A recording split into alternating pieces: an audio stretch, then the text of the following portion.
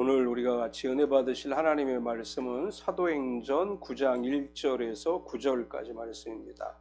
사도행전 9장 1절에서 9절까지 신약성경 제가 가지고 있는 성경은 201페이지입니다.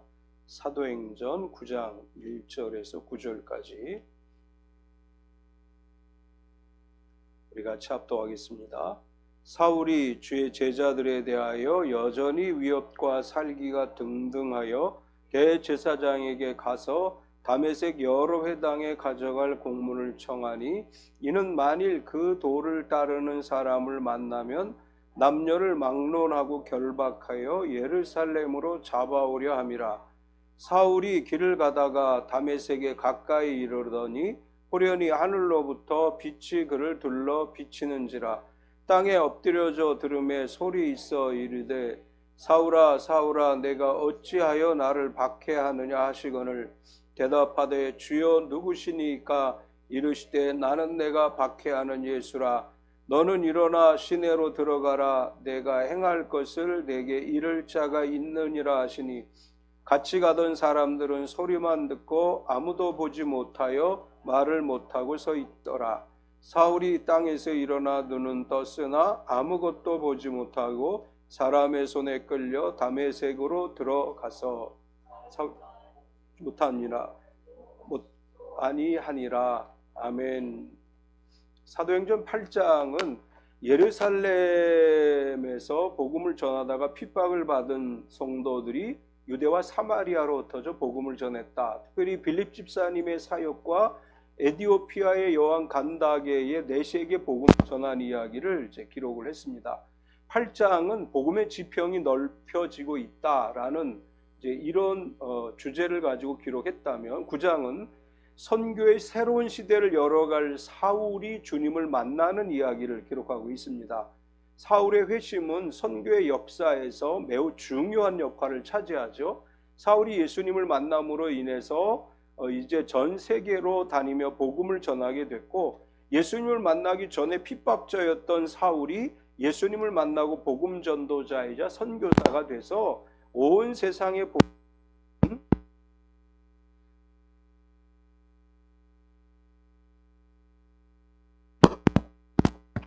감당하게 됩니다.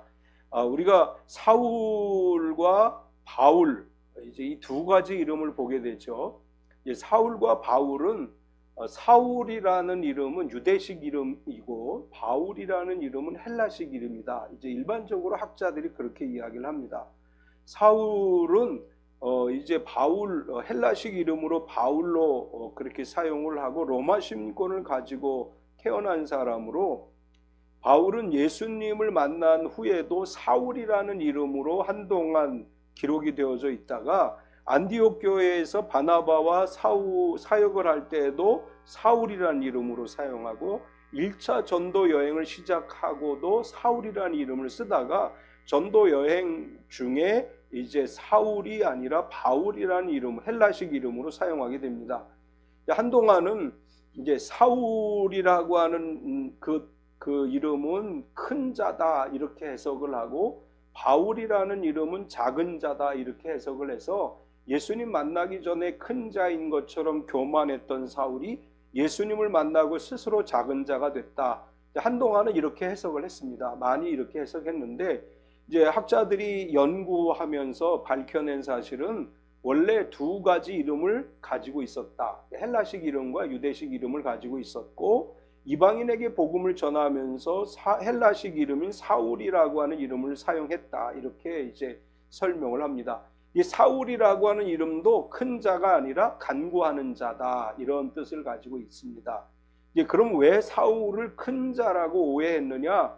아마 사무엘상을 보면 이스라엘의 초대 왕인 사울의 이야기를 발견할 것입니다. 사울이 일반 백성보다 어깨 위만큼 컸다. 이렇게 기록을 해요. 그래서 사울을 큰 자라고 이제 해석을 했고, 그리고 바울은 작은 자.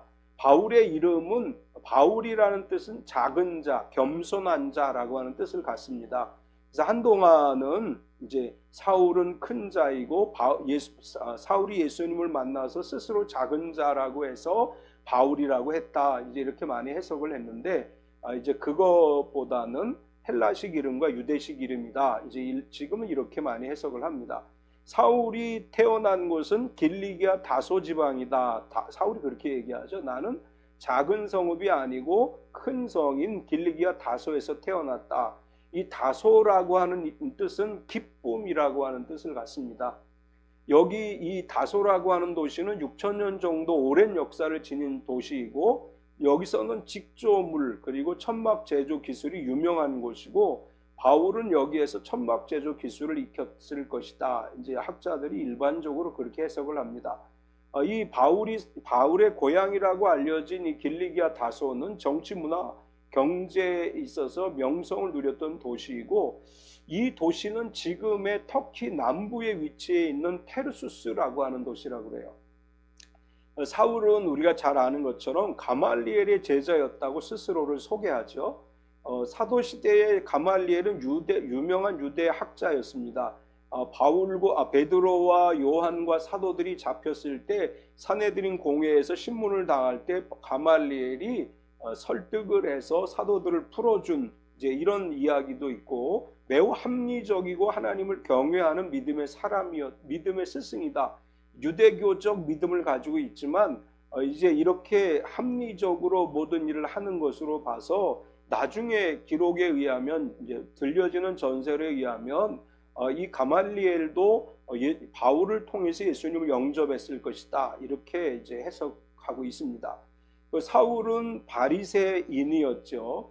유대 안에는 바리새인과 사두개인과 에세네파라고 하는 세 개의 파벌이 있었습니다. 이 세 개의 파벌 중에서 바울이 속한 이제 파벌은 사두개파, 바리새파였죠. 사두개파는 자유주의, 오전에도 잠깐 얘기했지만 이 사람들은 영혼의 존재를 믿지 않습니다.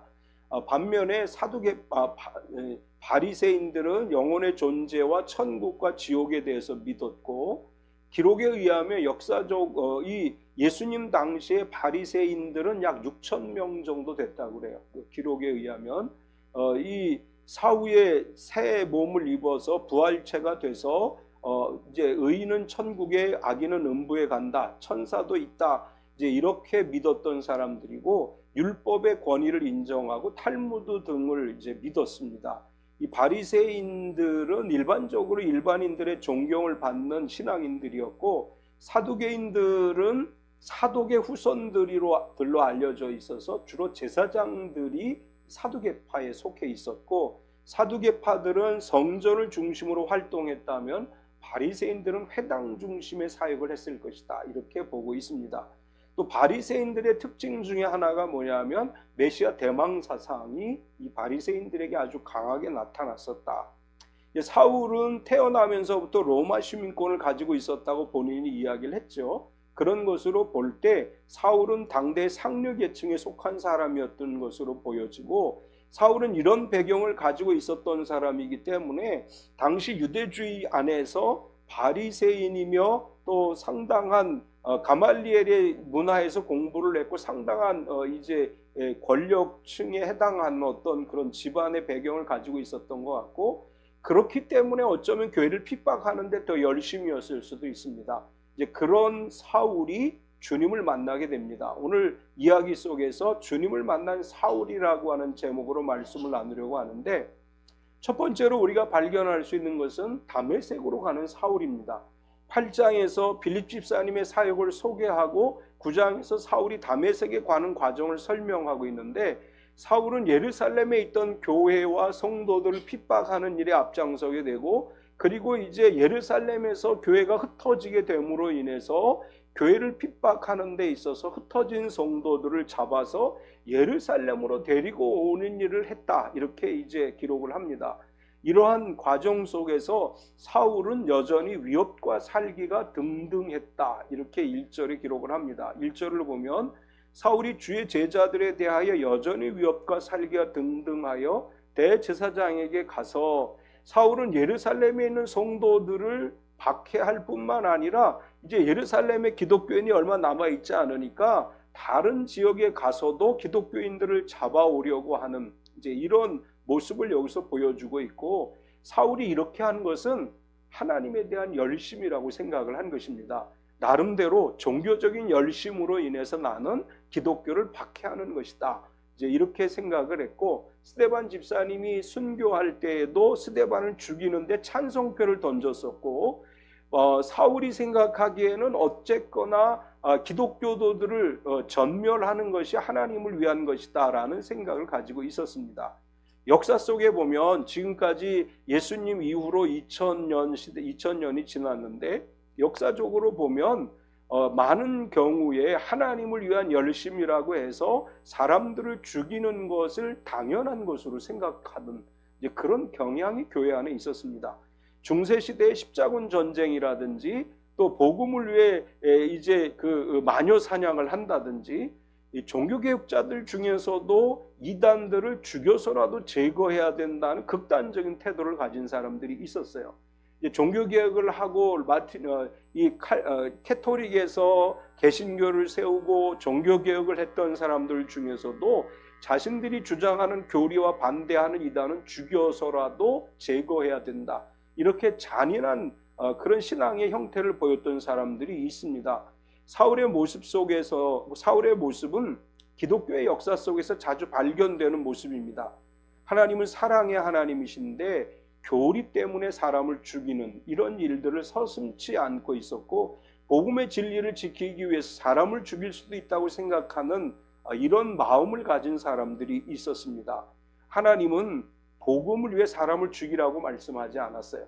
구약 시대와 복음 시대와 차이가, 구약은 하나님의 백성들이 그 가나안을 정복하는 과정 속에서 전쟁을 했다면, 예수님이 오신 다음에는 사랑으로 세상을 덮으셨다, 이렇게 말할 수 있죠. 우리가 오늘날도 좀 우려되는 건 그런 거예요. 우리 힘을 과시해서 우리가 추구하는 어떤 목적을 달성해야 된다라고 이야기하는 것은 복음적이지 않습니다.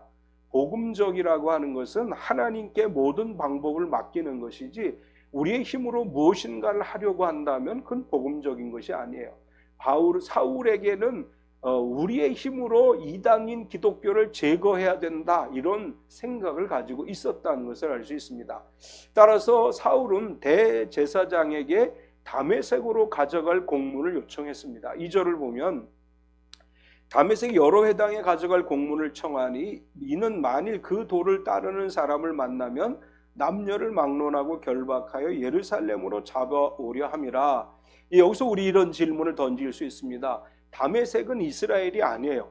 이스라엘의 영토가 아닌 그곳에 이제 가서 기독교인들을 잡아가지고 잡아서 올 수 있는 공문을 대제사장이 요청했다. 과연 이게 어떻게 가능할까? 대제사장이 다메섹에 있는 유대인들에게도 권한을 행사할 수 있느냐? 이게 이제 하나의 질문이에요. 당시 로마가 지배를 하고 있었고 이스라엘도 로마의 지배를 받는 상황에서 어떻게 그게 가능할 수 있을까? 다메섹도 로마의 영토이고, 그런데 유대교의 대제사장이 다른 지역에, 다른 나라에 있는 도시에 권한을 행사하기 어려웠을 것인데 어떻게 그게 가능했을까? 이제 이런 질문을 던지게 돼요. 이제 이것에 대해서 두 가지 해석이 있습니다. 하나는 유대인 공동체가 로마 제국 전역에 흩어져 있었기 때문에 그들의 종교 지도자인 대제사장은 다메섹과 같은 지역의 회당 지도자들과 연계해서 특정 종교적 사안, 그러니까 이 기독교를 믿는 사람 유대인이 아니면 잡아들일 수는 없고 유대인에 한해서 영향력을 발휘할 수 있었을 것이다, 이렇게 보는 견해예요. 그러니까 같은 유대 공동체이기 때문에 어느 나라에 있는 유대인이든지 그 종교적인 권한을 가진 대제사장이 일정한 영향력을 발휘할 수는 있었을 것이다. 그래서 사울이 받은 공문은 다메섹에 있는 회당의 지도자들에게 그 회당의 지도자와 연계해서 종교적 사안에 대해서 영향력을 발휘할 수 있는 그런 공문이었을 것이다, 이렇게 보는 것이 첫 번째 해석이고, 두 번째 해석은 마카비서 1장 15절에서 15장 15절에서 21절까지를 보면, 마카비 1서 15장 15절에서 21절에 보면 루기오 총독이 유대에서 도망한 자들을 대제사장이 유대법에 따라 처벌할 수 있도록 프톨레미에게 요청한 사실이 있다. 이렇게 역사적인 기록이 있어요. 그래서 아마도 루기오 총독이 그렇게 로마 황제에게 유대인들에 대한 처벌을 대제사장에게 위임해달라고 하는 요청을 한 것이 근거가 됐을 것이다. 이렇게 보는 것과 또 그 시대에 글라우디오 황제와 친밀한 관계였던 헤롯 아그리파 1세가 분봉왕으로 유대를 다스렸기 때문에 대제사장에게 상당한 권한을 부여했을 것이고, 유대인들에 한해서 자신들의 종교 문제에 관련해서는 대제사장에게 다른 지역의 회당에도 영향력을 행사할 수 있는 권한을 주었을 것이다. 이렇게 보는 것입니다. 그러니까 원래는 사법적인 권한은 없지만 이제 로마 정부도 적당히 자신들이 지배하고 있는 나라의 종교 지도자들을 인정을 해주는 그런 상황이었을 것이다. 초대교회 당시에 다메섹에 유대인들이 상당히 많이 거주했던 것으로 이제 이렇게 봅니다. AD 66년에 우리가 잘 아는 네로 황제의 박해 때 다메섹에서 죽은 유대인들이 1,500명이었다고 그래요. 다메섹 안에 상당히 많은 유대인들이 있었고, 이러한 이제 유대인들이 1,500명이 네로 황제 박해 때 죽었다라는 기록이 요세푸스라고 하는 유대 역사자의 기록에 있습니다. 다메섹에 있는 유대 공동체에게 편지를 보냈는데, 유대인들이 많다고 하면 아마도 다메섹의 회당도 굉장히 많았을 것으로 이렇게 보고 있고, 그래서 이 다메섹이 어떻게 영향력을 행사할 수 있느냐라고 우리가 질문할 수 있지만, 당시의 정치적인 상황에서는 유대인들에 한해서는 상당한 영향력을 대제사장이 끼쳤을 것이다. 이렇게 보는 것이 이제 일반적입니다. 따라서 사울은 대제사장의 공문을 받아서 다메섹으로 갑니다.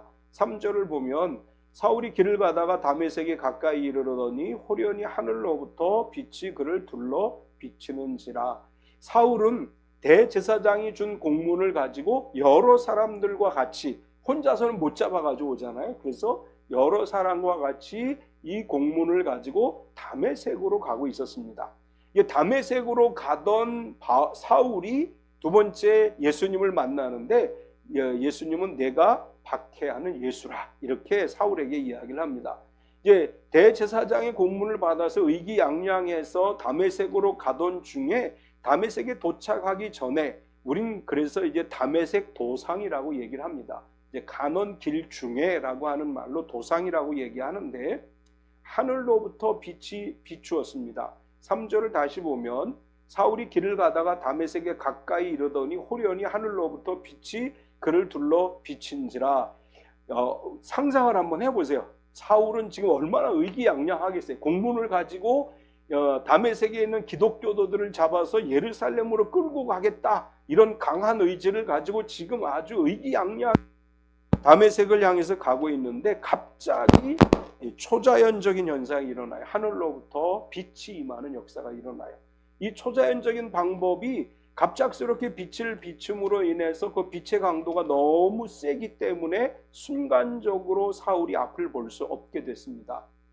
이제 그런 거 경험해 보셨는지 모르겠는데, 너무 강한 빛을 눈에 쏘이게 되면 앞이 보이지 않아요.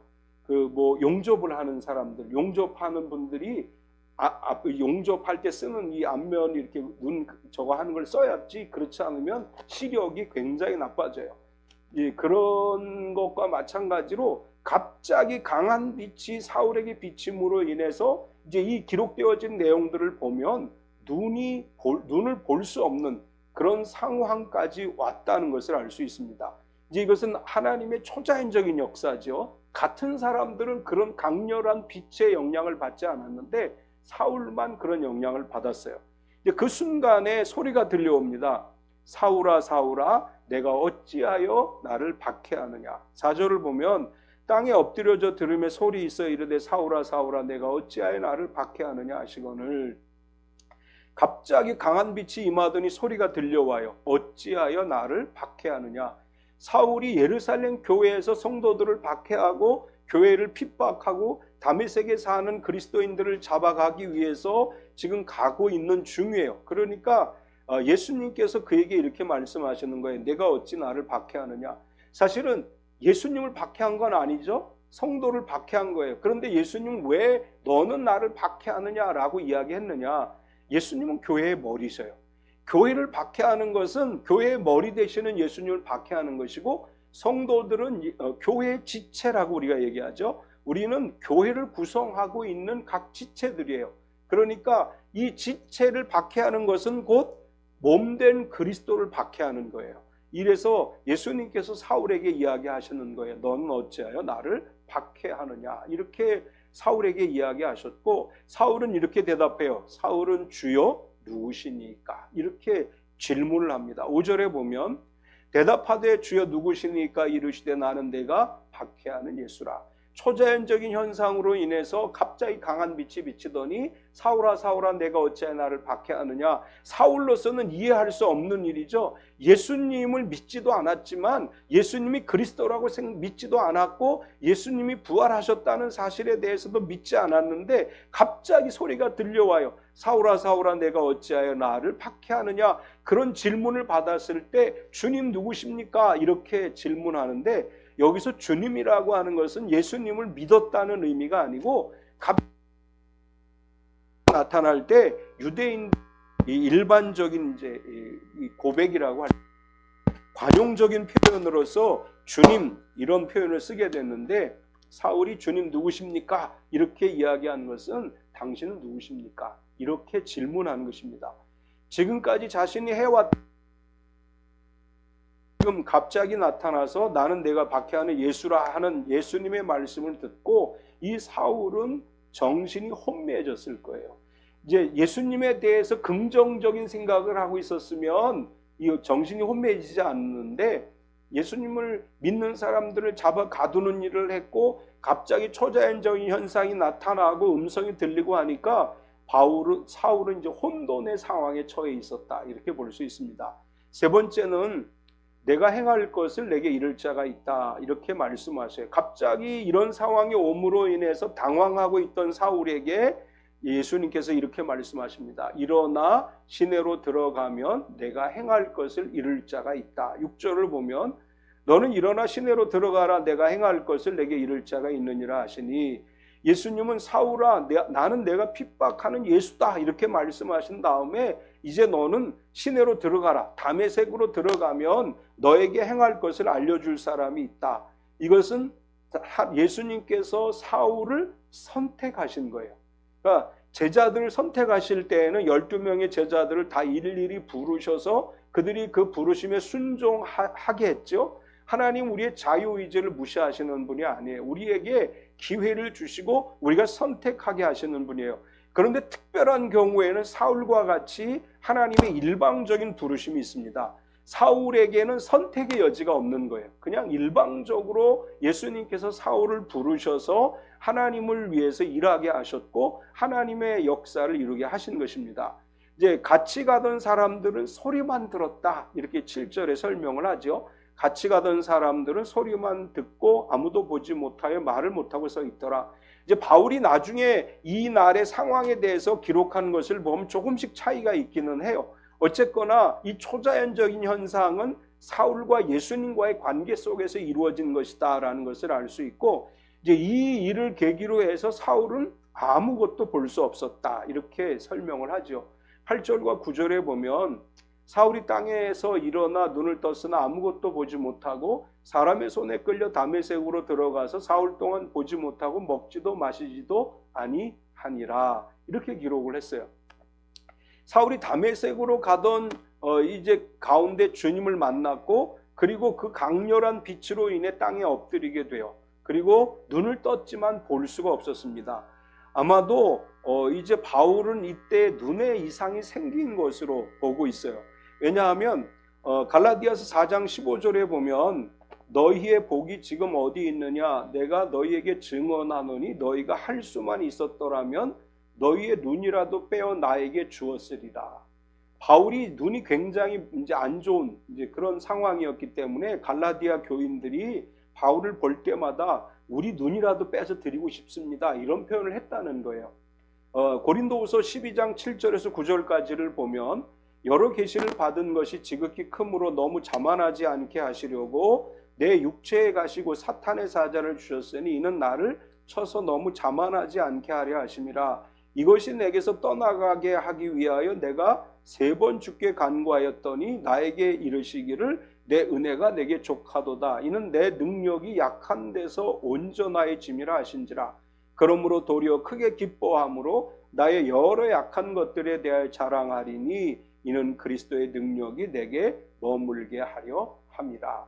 바울이 여기서 내 몸의 가시라는 표현을 쓰는데 이 몸의 가시라고 하는 것은 아마 눈에 난 어떤 질병일 것이다 이렇게 보고 있어요. 그러니까 이 문제를 가지고 하나님 앞에 3번 기도했는데 하나님이 뭐라고 말씀하셨다고 그래요? 내 은혜가 내게 족하도다. 이제 우리가 사실은 하나님께서 우리에게 약한 부분을 주시는 경우들이 있어요. 우리 하나님께서 예수 그리스도의 이름으로 우리를 건강하게 하시고 우리 육체가 항상 건강하도록 축복하신다고 말씀하지만 특별한 경우에는 우리의 육체의 가시를 주시는 경우들이 있어요. 그러니까 우리 몸에 어떤 연약한 부분이 있어서 하나님께 기도했는데 왜 하나님 이거 안 고쳐주셔요? 바울이 그렇게 3번 기도한 거예요. 3번 동안 하나님 왜 날 안 고쳐주시나요? 그렇게 기도했는데 하나님이 말씀하시기를 내 은혜가 내게 족한 것이다. 내 능력이 너의 약한 데서 온전해지는 것이다. 약하기 때문에 하나님을 더 의존할 수밖에 없고 나의 약함을 알기 때문에 하나님을 더 의존하고 하나님을 바라볼 수밖에 없다. 그래서 그리스도의 능력이 항상 너와 함께 하기 위해서 너에게 가시를 준 것이다. 바울이 이렇게 이제 고백을 하지요. 우리에게 어떤 약한 부분들이 있다고 해도 실망하지 마세요. 나에게 약한 것이 있는 것은 하나님의 더 큰 능력을 이루시기 위함입니다. 바울은 앞을 볼 수 없기 때문에 사람들의 다메섹에 들어가게 됐고 사흘 동안 볼 수도 없고 먹지도 마시지도 못하고 기도했습니다. 예수님은 교회 핍박자이고 성도들을 잡아서 옥에 가두려고 했던 사울을 다메섹으로 가던 도중에 부르셔서 그가 이방인의 사도가 되게 하셨습니다. 이제 이후에 전개되어지는 내용들을 보면 아나니아에 의해서 그의 눈이 떠지게 되고 그리고 그가 이방인의 사도로 부름받는 장면들이 기록되어져 있습니다. 하나님은 하나님의 방법으로 하나님의 뜻대로 우리를 부르시고 하나님의 역사를 위해서 우리를 사용하시는 줄 믿습니다. 우리가 어떤 상황이 올 때 왜 나에게 이런 일을 주시나요? 사실 사울의 입장에서 보면 되게 억울한 거예요. 이제 출세가 보장된 사람이잖아요. 유대의 종교 지도자의 반열에 들어설 수 있고 나름대로 성공이 보장됐다고 볼 수 있는데 어느 날 주님이 부르셔서 핍박받고 고난받고 그러면서 복음을 전하게 하셨고 그런 고난과 시련을 겪었지만 결국은 기독교의 역사 가운데 하나님께서 가장 크게 사용한 사람 중에 한 사람이 되었습니다. 우리에게 어떤 시련과 역경이 오더라도 하나님의 뜻과 섭리가 있다고 하는 것을 믿고 하나님 나라를 위해서 늘 하나님의 부르심 앞에 순종하고 하나님 앞에 늘 겸손하게 무릎 꿇음으로 말미암아 주님의 손에 위에 귀하게 쓰임받는 저와 여러분 되시기를 축원합니다. 우리 같이 한번 통성으로 기도하겠습니다. 주님, 우리가 연약하고 부족하지만 주님의 부르심 앞에 늘 순종하게 하시고 우리가 생각하지 않은 방법으로 하나님 우리를 선택하실 때 주님 내가 여기 있습니다. 나를 사용하옵소서라고 고백하는 믿음의 사람이 되고 때로는 나에게 육체적 가시, 바울이 고백한 육체적 가시가 있다 할지라도 그것이 오히려 나를 더 강하게 하시는 하나님의 능력이라고 하는 것을 믿고 하나님만을 바라보고 의지하며 살아가게 하옵소서. 우리 같이 통성으로 기도하겠습니다. 할렐루야. 거룩하신 하나님 감사합니다. 주님 우리의 힘이시며 능력이십니다. 우리가 생각하지 않았던 방법으로 주님 우리를 찾아오셔서 우리 가운데 임재하심을 믿습니다. 사랑하는 하나님, 우리가 언제나 하나님 앞에 겸손하게 하시고 언제나 하나님의 부르심 앞에 늘 순종하는 믿음의 삶을 살아가게 하여 주시옵소서. 주님께서 우리를 붙들어 주시고 우리와 함께 하시며 우리가 이루지 못할 일이 없고 우리가 하지 못할 일이 없음을 믿습니다. 사랑하는 하나님, 우리가 세상적인 관점에서 세상적인 눈으로 세상적인 판단으로 모든 것을 판단하지 않게 하시고 진실로 하나님의 시선으로 우리가 모든 것을 바라보고 하나님의 시선으로 모든 것을 느끼는 삶이 되게 하여 주시옵소서. 거룩하신 하나님, 우리에게 날마다 성령 충만하게 하시옵소서.